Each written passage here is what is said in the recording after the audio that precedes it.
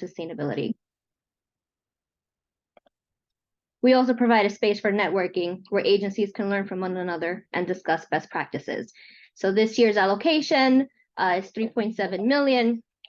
That is for the different partners to distribute in various ways, whether it's us providing the TA or the direct grants, which is really the majority of the fund. Next.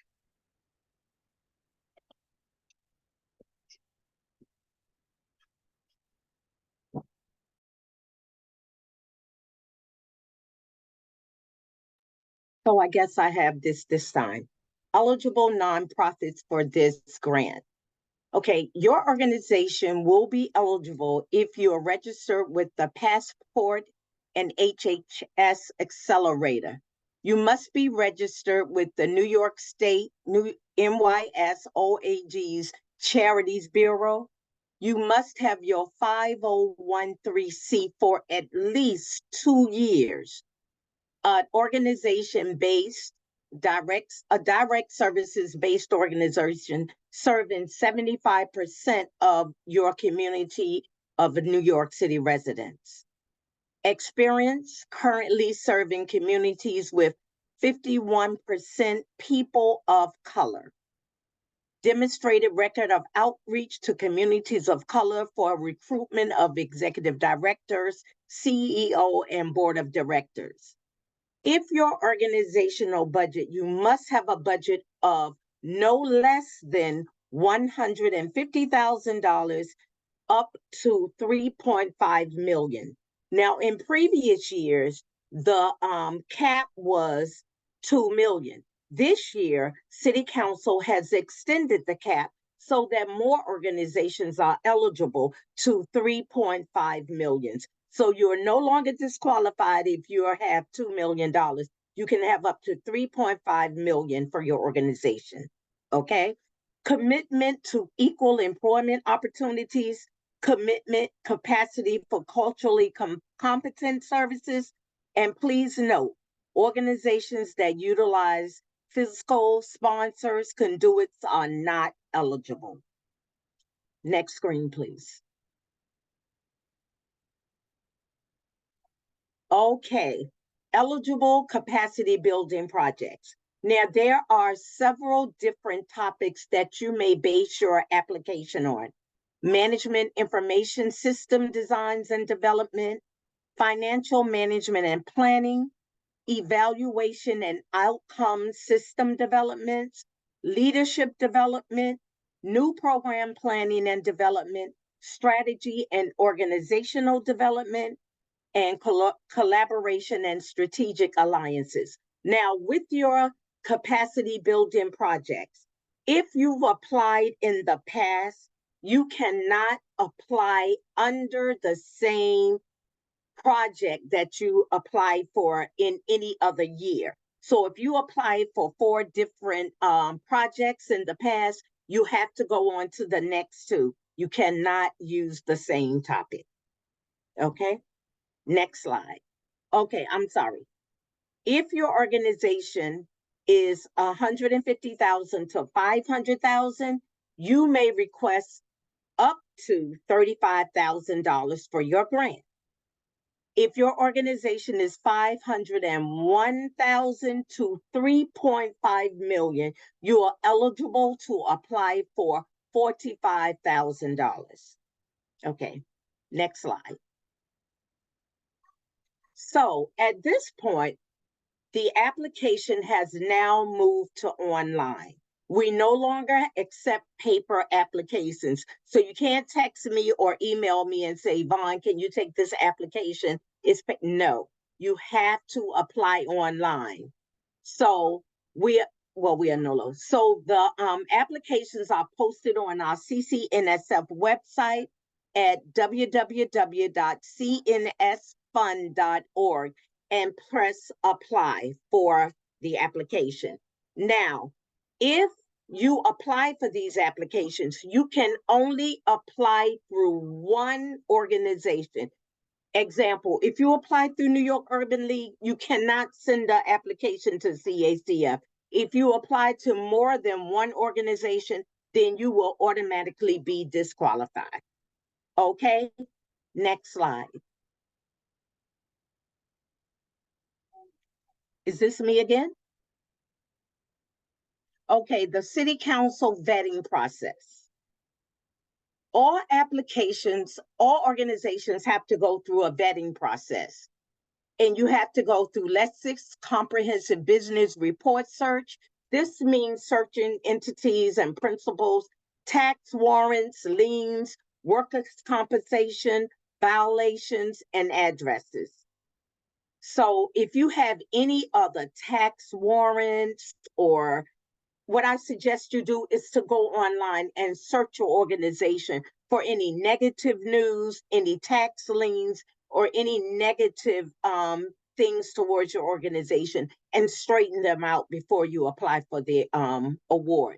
Lexis News article search, IRS database search for definitely for tax exempt status, New York State Department of Corporations database incorporation status, the New York State Tax Warrant Notice database, New York City Department of Buildings, location occupancy status, New York City Department of Health and Mental Hygiene, group child care services, daycare center inspections. All of you that do daycares or whatever, you know, you have your certificates, inspection stickers up to date. Review of funds to ensure that monies are not used in any prohibited manner. Conflict of interest forms, charities of exemption if applicable, and authorization forms review. Next slide. City Council vetting process for consultants. Now, although you have a consultant, if you use this consultant before and they were vetted at that time, it does not matter. They have to be vetted for this day and time. And they need the Lexis Comprehensive Business Report Search, related entities, principals, tax warrants, liens, workers' compensation violations, and addresses. Lexis News search articles for negative news about your consultant. Registration with the State Attorney General's office. Google and social media search. Conflict of interest forms. Next slide.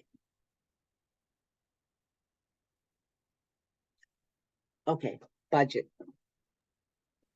The budget.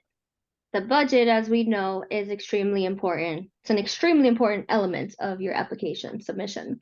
We want to make sure that you provide a budget that matches the award caps, which again are $35,000 max if your budget is up to $500,000, and for $500,001 to $3.5 million is $45,000 that you can request maximum. So we understand that some projects may cost more, but we do want you to stick to the caps. It's going to be hard to really assess what you are proposing if you're telling us you have a $95,000 initiative and you're asking for 45, right? So how are we filling those gaps? The salary expenses, as we want you to know, are capped at 30% of what you're requesting. So your caps are 35 and 45, but if what you're asking for is a $30,000 grant, then you are capped with salaries at 30% of that $30,000. This includes part-time and full-time employees. Your fringe benefits are capped at 15% of the salary line.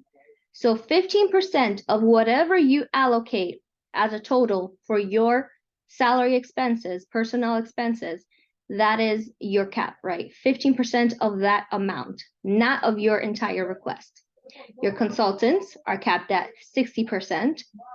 Computer hardware and software is capped at 30%. And this initiative does not allow for any sort of overhead, capital, or administrative expenses.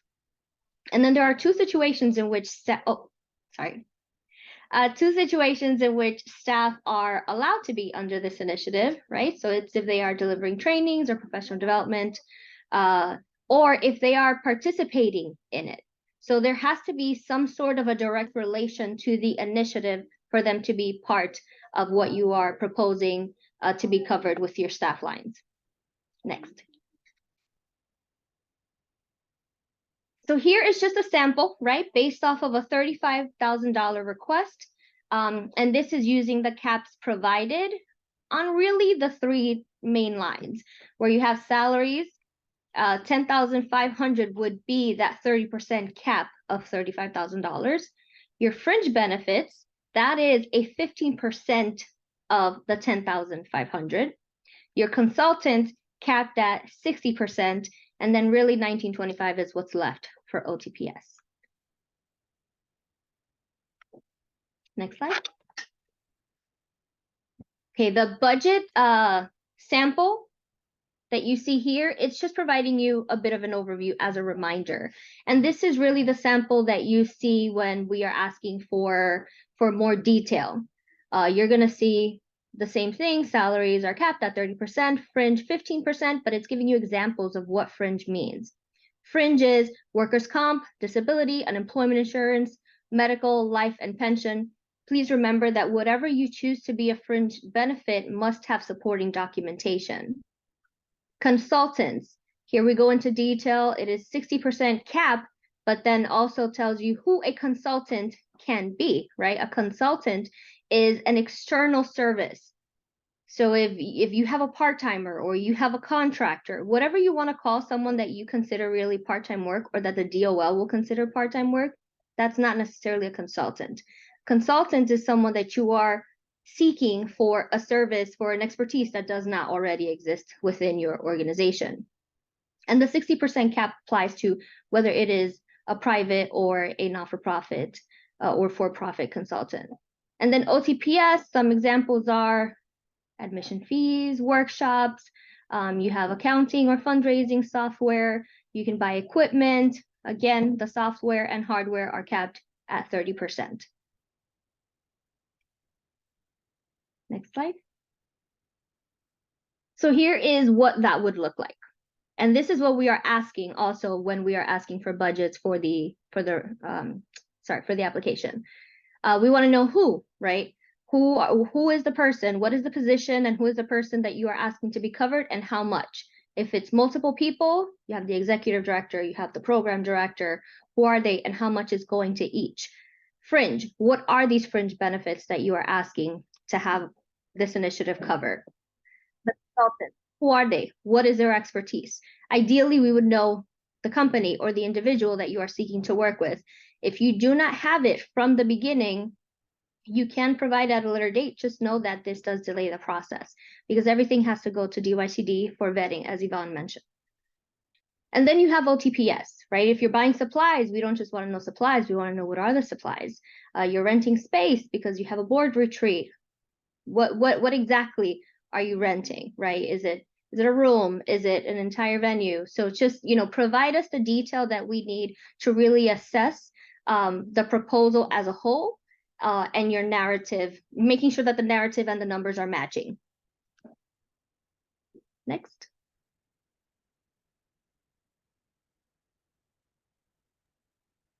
Okay. Take note, consultants. Consultant is chosen with the following considerations. Consultants cannot be existing staff or a current, former, intern, or family relatives of staff or board members. Meaning you can't bring on someone that's related or someone that's working there. Or just to put it in perspective, consultants cannot have an email address issued with your organization. For example, if I brought on someone, say from my organization, racine@nyul.org, they cannot be a consultant. Racine has to have a totally different email from a totally different entity. Consultants have to be properly interviewed and references checked to make sure that they are aligned with your project. Budget allocation for a nonprofit or for-profit consultant is capped at 60% of the total award, meaning If you are allowed $35,000 for your total grant, you may only use up to $21,000 for a consultant. If your budget is $45,000, you can only use up to a total of $27,000 for a consultant. Now, you don't necessarily have to use the entire amount for your consultant, but just know you can't go over that cap. All proposed consultants must submit current documentation, and as I stated before, be vetted in this current year. Now, if you used them before, they have to be re-vetted. Next slide. Okay, when you choose your consultant, hopefully you can choose a consultant and submit your consultant with your proposal. However, if you do not submit your consultant with your proposal, it's quite okay. But we would like for you to have your consultants in mind very early so we can get them vetted and get the project running as soon as possible. And they will need the following documents: a resume, a EIN and social security number, proper contact information, conflict of interest forms, a client list, and description of consultant appropriateness rationale for choosing this consultant. Make sure you choose a consultant that you can contact at any time. We've had people that have consultants in other countries and you can't contact them, which will delay your project. So please think smart when you're choosing a consultant for your organization. Next slide.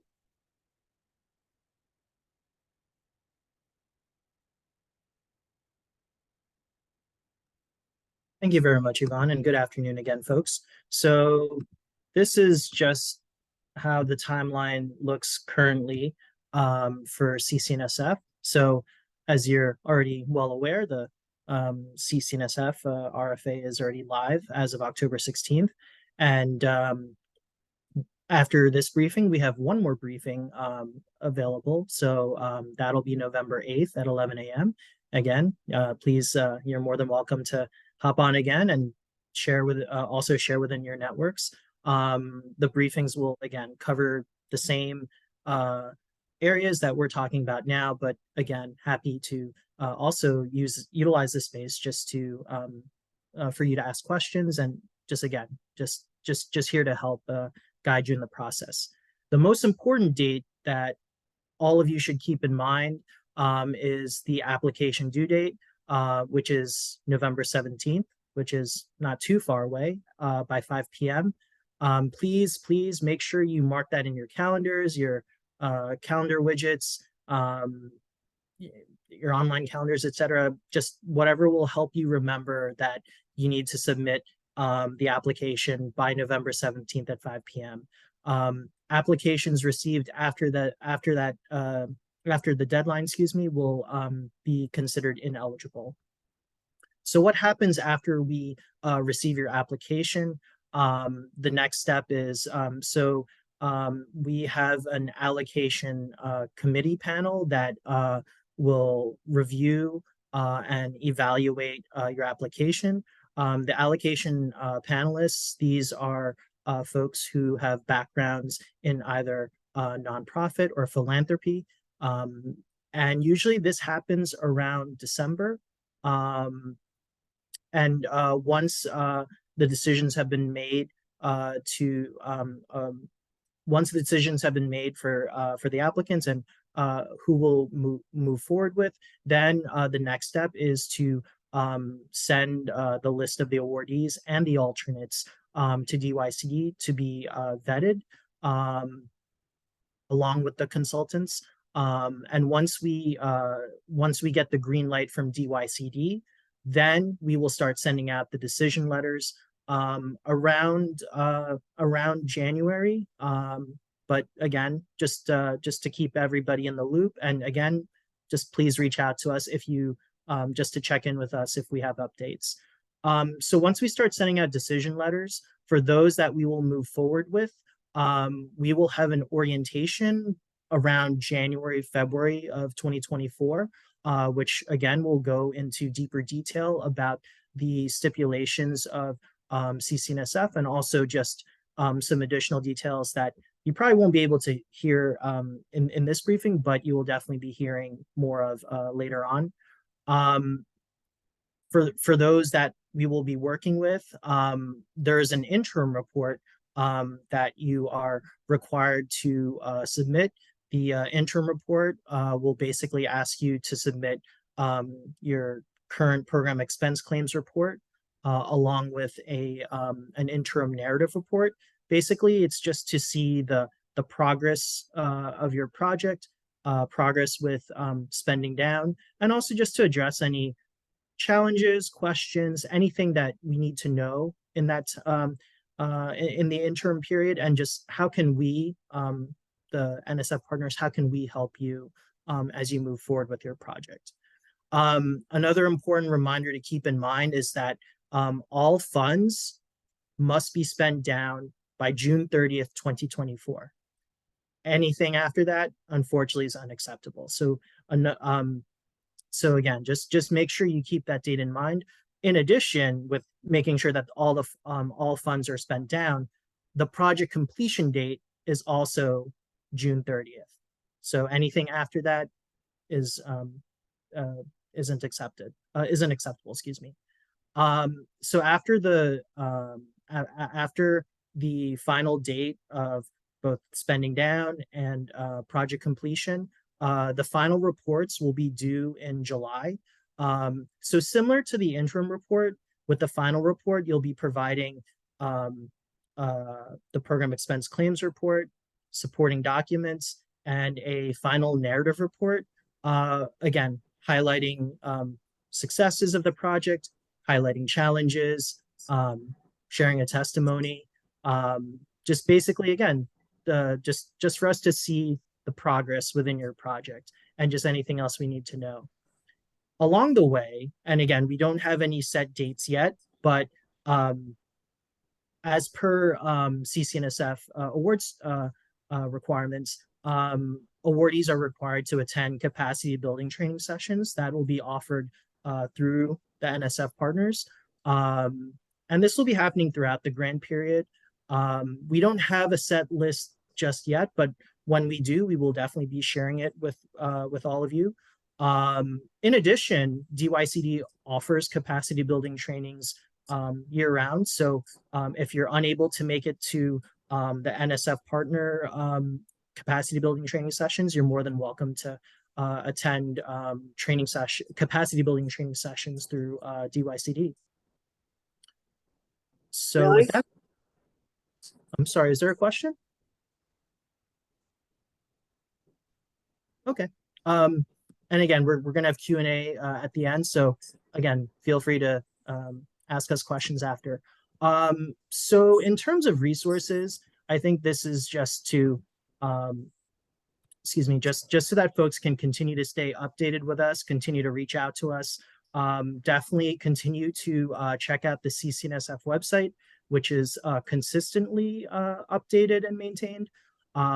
There you will find different tabs to help you familiarize yourself with CCNSF and also to help guide you through the process with the application and with what is specific throughout the application. In addition, there is an FAQ section on the CCNSF website. So again, that's been updated. Kindly refer to that, or just again, reach out to us if you have more questions. For the consultant lists, we have an updated consultant list as of December of last year. We are happy to share that with you. Typically, we've been sharing it individually, but again, we know it's not listed on the website, but if you reach out to us, we are happy to share that with you. There's budget samples. If you go on the CCNSF website, I think under apply or RFA, if you scroll down further, there is a budget template available. If you have problems accessing that, we can send you a copy. And lastly, as mentioned before earlier, that this recording will be available and will be posted on our website. From there, you are more than welcome to share it within your networks. And just to really close on with our briefing, for any additional questions, concerns, any thoughts you may encounter between now and up until the application deadline, the specific partners and the contact info is listed on there. I will actually copy and paste this and drop this in the chat box later on for your FYI. That being said, I'll turn it over to Shalima, who will facilitate the Q&A session. And I'm going to stop sharing the slide deck. All righty. Well, thank you all so much for listening. And I did receive some questions directly in the chat or from one of my colleagues. So I just want to take a chance to answer them. If we have addressed your question already, just let me know. But we're going to start off with the very beginning where we talked about some of our registered organizations. So one of the questions was, does registered means pre-applied? And that does pertain to an organization that started their process with Passport. Can anyone answer that question?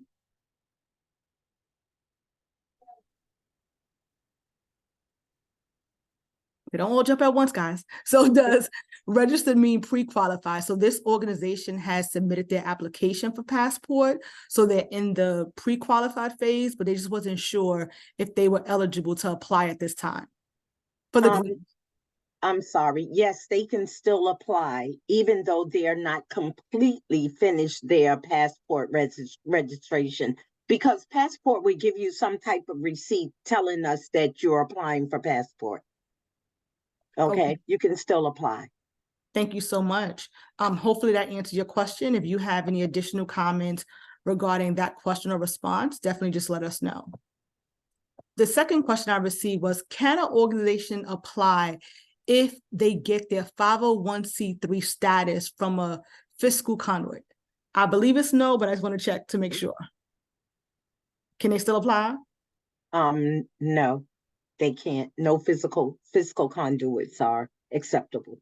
You have to have your own Yes. 501c3. So like Hispanic Federation has its own EIN, its own 501c3, IRS determination letter, etc. Okay, cool. Thank you so much for that. The next question is, I represent a national organization with a regional New York City office. One is 501c3. Is a New York City regional office eligible to apply for this grant? So again, it's a national organization that has a regional New York City office that does have one of them has a 501c3. Are they still eligible to apply for this grant? If the 501c3 belongs to the national entity, then we're talking about receiving documents, financial documents that are representative of that national entity. Is it going to show that over 51% of its population served is New York City residents, right? Like that's going to be a tough, no, that's going to be a big no probably, because it's a national organization. So the idea is to strengthen the organizations that are, New York City's backbone, as they say. And there's a reason that there's a budget cap. So even if as a national organization, you fall within the budget, the budgetary restrictions, there's going to be a question as to how many people does this organization actually serve? What percentage is New York City residents, which is what the initiative is requesting. So we can have more conversation about it, offline if there are more details that the organization wants to share, but that's just an overview of what it would mean if you are a national organization and decide to apply for something that's so regional. Got it. Thank you so much for that response. Hopefully that does help you. And like she said, if you want to talk one-on-one, you definitely could. The next question is, if an organization previously had a fiscal sponsor and now they have their own 501c3, are they eligible to apply? They previously had their own fiscal sponsor. They previously had a fiscal sponsor and now they have a 501c3. Are they still eligible to apply? Yep. If you currently have your own 501c3, you are eligible to apply. as long as you meet all the other eligibility requirements as well. Thank you. Now moving over to a question regarding consultants. So for the consultant vetting, Lexi, Google search, registration, etc., is the grant evaluation team doing that vetting or is the nonprofit? Second part, if it's the nonprofit, how do you recommend we provide that information? Well, the information that you send us, the organization, we don't vet it. We send it to city council. City council vets the consultants. And in the application, it tells you how to send the information pertaining to the consultants as listed, the resume, all the instructions are there in the application. But we receive the application, but we in turn have to send it over to city council for vetting. Thank you for that. So still sticking on to a consultant, one of the questions asked is, are we allowed to use a consultant that we have worked with before, or are we currently working, are we allowed to use a consultant that we have worked with before, or are we currently working with on a different project? So they've been working with this consultant before, but now they want to work with this person on a different project. Absolutely, you can still work with the same consultant. However, as I stated before, the consultant must be re-vetted in this present time. So you have to still send in all the information about the consultant to us, and we in turn will send that consultant's information to City Council for vetting. And just to add to that, right, every year the consultant has to be vetted, and DYCD needs to give us the green light before you work on this initiative, this particular initiative with them. So you cannot start spending money with a consultant until the green light is given to you by one of the partner agencies. And by the way, we did actually update the list of consultants and put it on the website. But again, it's not a vetted list of consultants. They are just consultants that have worked with organizations under this initiative in the past, but we're not endorsing, and they're also not considered vetted. Got it. Thank you for clarifying that. So again, as you stated, you can use a consultant. Do know that we're not endorsing anyone in particular, but the list is available for you to review, and you do have to include all of the supporting documents, which you can find in the application regarding the consultant process. So just want to point that out for you as well. Still staying on the consultants. If they're choosing a consultant from a different, is choosing a consultant in another country allowed? Also, do they have to have a social security number if you're using that consultant?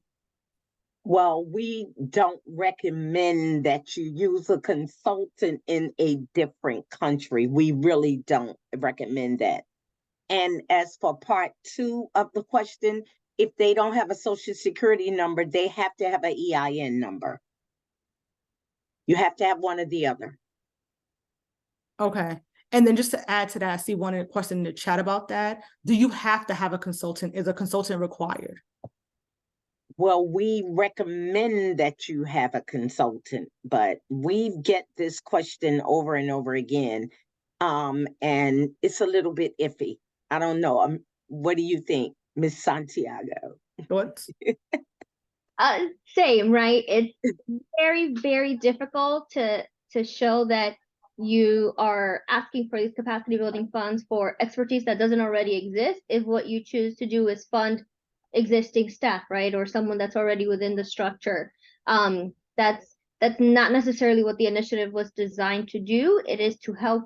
It is more of a planning and like exploration initiative, not necessarily implementation. So we're not really giving you funds for you to hire a development person because you already know you need a development person. Salaries are capped at 30% of your request, right? That's not going to be enough. It is for you to explore fundraising and development. How do I diversify? How do I strengthen the department? How do I improve our processes? So the assumption is you don't already have this expertise within your organization, so you would need a consultant. But I can say in the 9 years that have been executed for this initiative, maybe 2 have gone through without it. And, you know, it'd be hard to remember what exactly permitted that. Thank you so much for providing that additional information regarding consultants. Now I'm going to switch over a little bit to the package itself. So one of the questions was, can we talk a little bit about the scope of work that needs to be included in the application?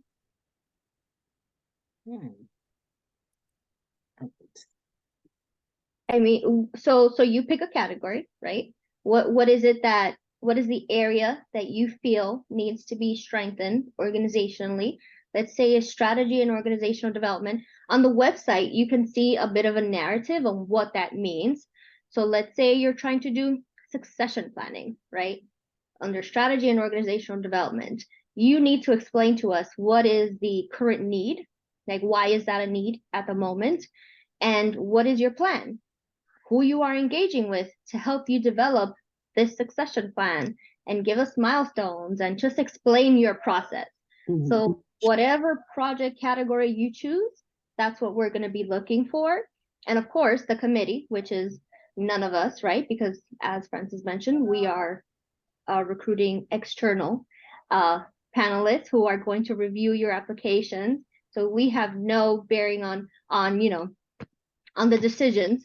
They will assess your budget and your narrative to make sure that it all makes sense, and that the work scope as presented, your plan, your milestones, all paint a picture for them, how you will achieve that succession plan. Thank you so much for that. A second question I have for you is regarding the budgets. So for this project, are the staff salaries specific to this capacity building process or general operating programmatic? Everything has to connect to the proposed project. So if there's a person that you're proposing to have 30% of whatever their salary covered, they have to somehow be connected to this initiative. Okay, so connect the staff or the individuals to the project. Right. I'm sorry, yes? No, just mentioning full-time or part-time. Got it. For new program development, can funds be allocated for salaries for the time that the relevant staff will be working on planning and implementing the program?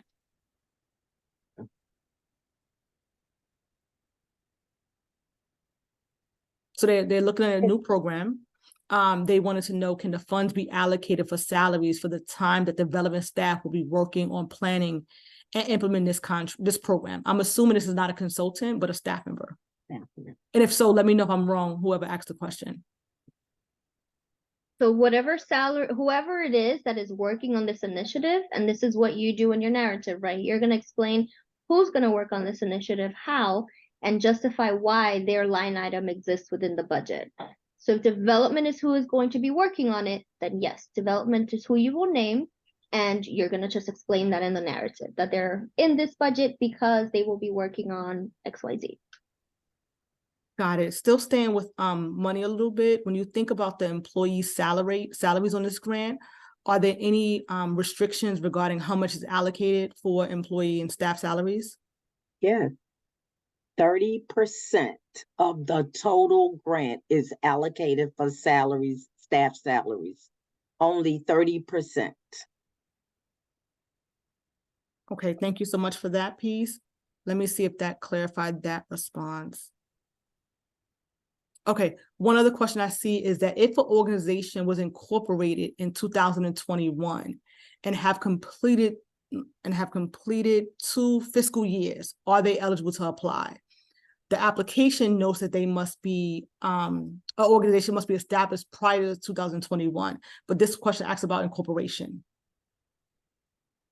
I'm not getting that. As long as an organization is eligible if they've had their 501(c)(3) for at least 2 years. So if they've had their 501(c)(3) for 2 years, then they're eligible. I don't know if that answers their question, but. It does. Thank you. Sorry, I was muted. I was saying it does. Thank you for that. Another question I have is regarding Capacity building. So you talked about capacity building trainings being offered. Is there, outside of the particular organizations, is there somewhere they can see a list of capacity building trainings? So I do know that each organization does facilitate capacity building trainings. So if you are able to share any information regarding the types of trainings you offer, that'd be helpful. Yes, and I believe Francis also mentioned this earlier. We're all finalizing our winter spring calendars for TA, so we will be sharing that as soon as we have it available. Are you able to share like one topic that you may have done last year then, just to give them an idea? Oh yeah, Yvonne is probably fresher for you. Okay, so with our organization, New York Urban League, we've had fireside chats, which have proven to be great in some of our trainings. We've had board of directors training, executive directors training, financial training, leadership training. They've been really phenomenal. So what I suggest is you just wait for the calendars to come out. And I'm telling you, the trainings are really helpful. And you also must attend 3 trainings to continue in this process. Yeah. Okay. Francis, you wanted to say something? Yeah, sure. Thank you, Almira. I wanted to just add on, like in terms of a specific capacity building workshop that CACF offered last year. It was a workshop about how do you build and cultivate relationships with your consultants. And I think this was the first of its kind. We offered a workshop regarding how to work with consultants, especially for first-time awardees. Who are new to CCNSF and who are learning the ropes, especially when it comes to even just searching for your consultant, searching for the optimal consultant, and one that you feel you could build an even greater relationship after CCNSF. So I think from that workshop, I feel like this is something we can offer again for this grant period cycle. And one that again I feel like this bears great relevance to everyone. And just as an FYI too, so the capacity building workshops, it's open to both applicants and awardees. So even if, let's say, we may not move forward with your proposed project for this cycle, still we strongly encourage folks to get involved with CCNSF, and one great way to do that is through the capacity building trainings. And you also don't have to send the staff that's in the proposed project to these trainings, right? These trainings are open to anyone within your organization. So if there's a financial management and you see someone and you want to develop their financial skills so that they could help out, internally in your financial department, or transition to or promote them to, whatever your need may be, you can send, that particular individual to a financial management workshop so that they can learn more about it. So it is not, solely for the people that are named in the contract or solely for executives. It's really just an added bonus for this initiative. Thank you so much for that. As we continue down, we have one question regarding samples. So we have some new organizations that are looking to apply this year, but just wondered, was there any information available about any sample or prior grantees projects that they can consider also? No, we don't do that. We don't offer sample applications or sample projects from others. You have to do that on your own, have a consultant or have someone, a grant writer, to help you, but we don't do that. Got it. Thank you so much. One other question is 2 parts. Is this a reimbursable grant, and is a match required under this grant? Number one, this is a reimbursable grant.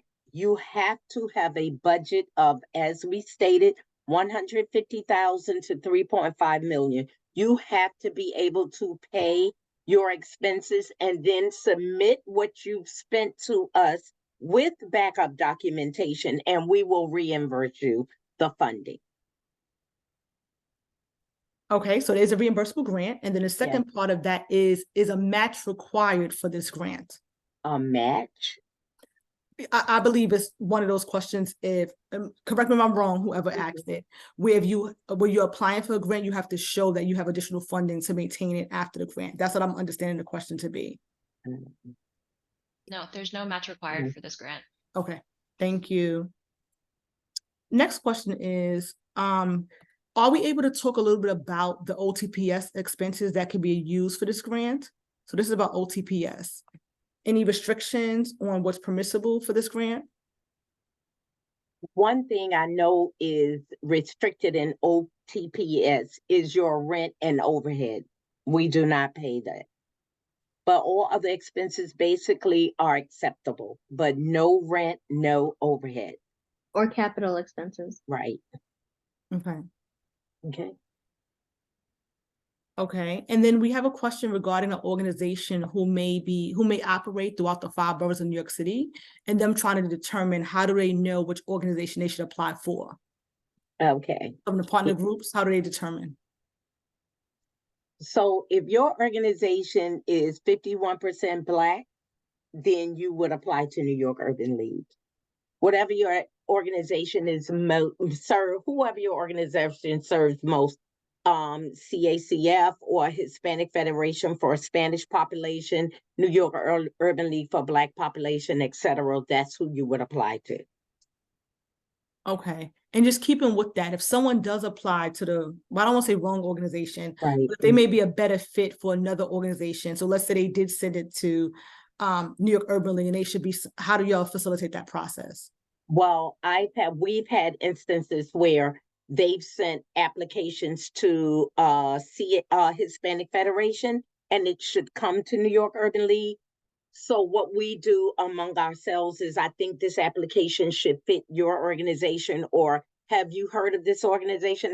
They applied to you before? And then we would in turn send the application over to that organization. However, if you apply to more than one, then you will be disqualified. Now, if you apply to the wrong organization, that's a different story. Within ourselves, we will reallocate the application. Got it. Thank you so much for that, for sharing that information, Yvonne. One other question I have, I'm going to go back a little bit to an organization that's fairly new and sort of starting out. I know you mentioned they must be in existence for 2 years, but just want to confirm the timeline. So this organization will turn 2 at the top of the new year, meaning in January, they will turn, their 501c3 will be 2 years next year. Are they eligible to apply for the grant now? And if so, prior to getting their 501c3, they were operating in Brooklyn, provided food, resources, and services. So just want to understand if they're eligible at this time. I'm sorry, if someone's speaking, you're on mute.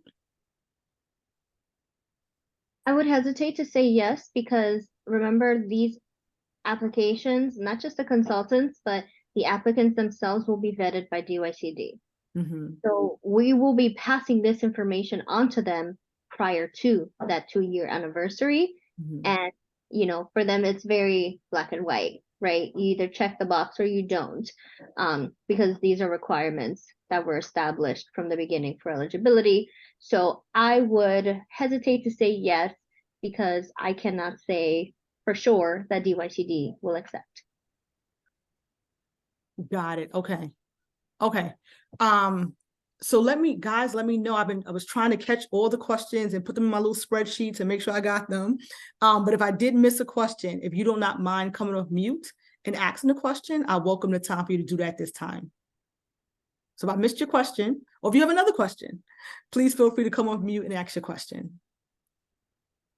And for my colleagues, if I missed one that you see I missed, definitely feel free to let me know or just answer it in your response. I have a question. Go ahead. So earlier it was mentioned that if you apply to multiple organizations, you are disqualified. What if like our population is like 49% Latin and then like 48.7% Black? Are we just not, we're supposed to pick one? Yes. Yes. Yeah. Okay. Thank you. It's a hard one. We have that question, presented to us so often, right? But it's like an entire organizational dynamic. We are trying to recognize and build leadership within our communities of color. So there's that aspect, but then we're also trying to ensure that we are focusing resources to those serving our communities of color. Then there's that other aspect. So you have multiple layers of things that you have to look at as you determine who you're submitting to. And then to follow up with it, thank you for explaining that. I appreciate it. And then to follow up, is each organization just going to send all applications, or are they going to like scan it before they send to the people that actually do, like before they send to DYCD? Because like, what if I don't know, one of them is like, oh, we have like our capacity of applications that we're sending, but maybe another organization can add more. Does that make sense? So just so that you get an overview of the process, right? Each one of us partners is receiving our bucket of organizations. Each one of us is vetting, right? Complete organizations will move through and be assessed by our panel. Incomplete organizations may not. And by incomplete, I mean the package is not complete. You didn't submit all documentation that was requested, might not be eligible. So incomplete and ineligible will not move forward. So once that list is vetted and moved on to our allocations panel, they will decide who the grantees are, right? And that list of grantees will be passed on to DYCD for vetting. So they're going to see the list of grantees who were pushed on by the panel because their budgets and proposals made sense, and we were able to allocate all the funds that we had to that particular group. They then go on to DYCD for vetting. So DYCD lets us know the yays or the nays. So if somebody has a tax lien, they'll say, not this group because they need to resolve this issue. And then we move on to like a backup or something. So that's kind of the process in a nutshell. But it doesn't get to DYCD until the proposal and budget and everything has been assessed and our allocations panel has said, this is the final list of grantees on behalf of New York Urban League, CACF, or Hispanic Federation. Hi, this is Robin Green from New York Women's Chamber of Commerce, NYWCC. We have worked with you before. Hello, Yvonne Smothers. Good to Hi. see you. You too. We have had, we have gotten your funding for us to get our CRM. We would like to, I know it says that we can't have the same funding twice. We were just wondering if we could get help with like getting a data manager or a data consultant to help us use our CRM better, be able to get reporting from it better. A data manager. So you'll have to go under one of the other topics to continue that. So you need to get someone, whoever writes your proposal or helped you to write your proposal, to decide what other topic you can go under to continue that. All right. Thank Okay. you.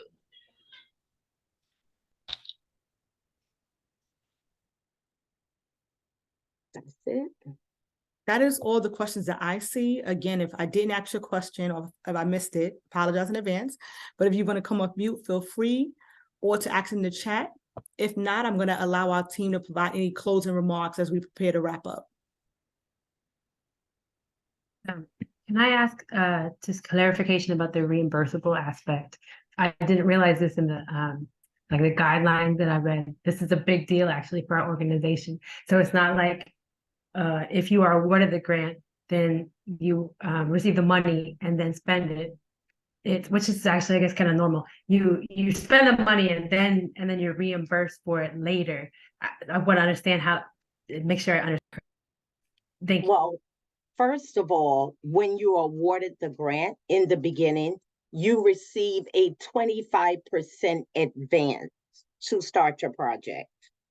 Once you spend the 25%, which you still have to provide documentation for spending that, then you will go on to spend the other funding and we reimburse you for that funding. But you do get a 25% advance from the beginning. Okay, It's still city funding, right? And Yeah. that's the system that we are all tied to. They won't release the funds until we show the receipts. So we need to make sure that we're seeing the same thing because they won't release it to us beforehand in order for us to release it to the grantees.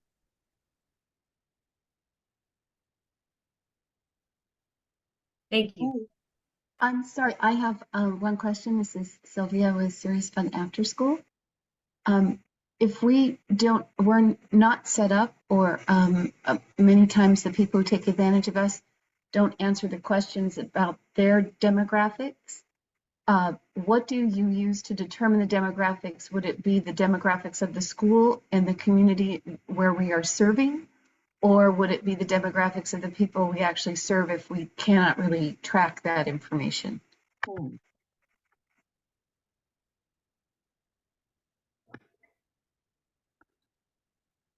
I mean, all of our schools are, more than 51% BIPOC, but, and they are in, each school is a different ratio. But in terms, we ask, but not always do people answer individually their own, their own background. So I just wanted to know how is it that you determine or that we can demonstrate that we are, this is the first time we are applying. So how can we demonstrate, other than using the community demographics that we have and the school demographics? Would that be, is that usable? Is that? Is to me 51% of the community use service. So if you're 51% Black community, then you apply Black, but Spanish, Hispanic, 51%. That's all I can say. It's the community that you serve. Does that mean who directly use our services, or the community in which we are delivering services? I think that is one and the same. I don't know. What do you think? I thought it also reflected your board as well, outside of the community that you're serving. So when I think about it, I looked at it as the community that are coming to the New York Urban League for services, is the clientele that we would think of as our population. But definitely want to allow someone else to chime in if they have any more to add to that comment.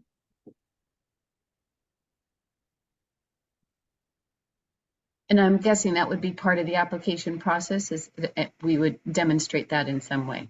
Absolutely. And Can I then, ask a clarifying question to that? sure.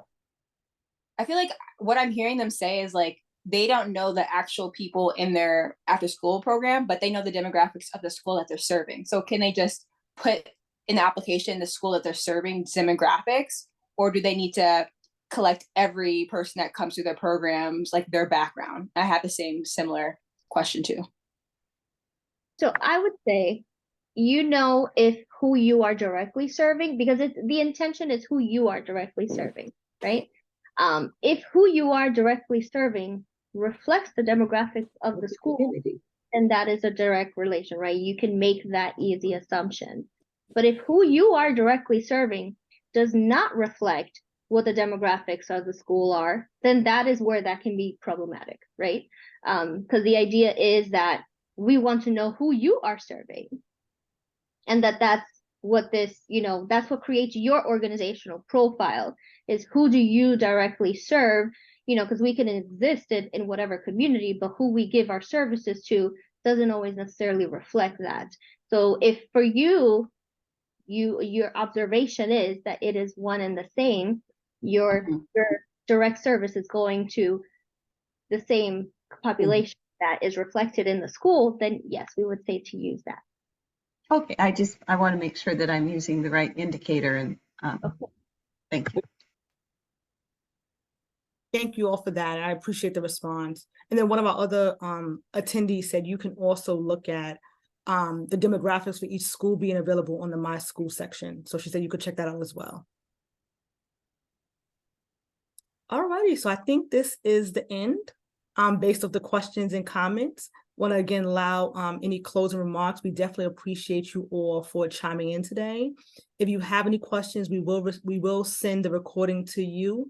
I say early next week, after the call. And if you do have any specific questions for a particular organization, please do not hesitate to reach out. Be mindful of the application deadline. Be mindful that complete packages are required, and you should not apply to more than one organization. Just keep those things in mind as you're putting your application together. Be mindful of the dollar amounts of the documents you need to submit with that. And like I said, we do have another briefing next week. So if you want to join that, you're welcome to do so, or have another colleague join, just to have more people hear the information. Is definitely encouraged. In closing, we appreciate you all for joining us today, and look forward to receiving your applications. Oh, I'm sorry. This is Bonnie Koch from Buffalo. I typed a question, but it was not probably missed. Just really quick, I'm from Buffalo, and I'm representing Buffalo Chinese School. Is this grant only for New York City organizations, or for all entire New York State? I just want to get some clarification. New York New York City. City. New New York York City. City. It's New York City Oh. fund for New York City organizations that are within the 5 boroughs. Yes. Oh, okay. Only for New York City. Okay. All right. Good to know. Thank you. No Thank you. problem. No Bye-bye. problem. Thank you. Bye. Okay. All right, all. Have a great Thank you. afternoon. Enjoy your weekend. Thank you. Thank you, Shalima. Thank you all. Thank you. Thank you. Thank you.